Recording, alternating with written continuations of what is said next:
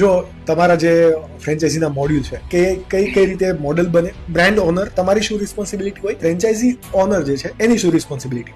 કે અત્યારે ફ્રીમાં બધું અમારી પાસેથી લઈ રહ્યા છે. ના 100% એમાં કઈ વાંધો નથી. 3 મોડેલની વાત કરીએ ને તો અમે એક હાઈવે મોડેલ છે કે ફૂડકોર્ટ અથવા તો ખાલી કિચન કોઈને ઓપન કરવું, અને થર્ડ છે વિથ સીટિંગ. અલગ અલગ આ 3 રીતે એમ કામ કરીએ છીએ. હાઈવે મોડેલ હોય ને તો એની અંદર ત્યાં કન્ટેનર મોડેલ હોય.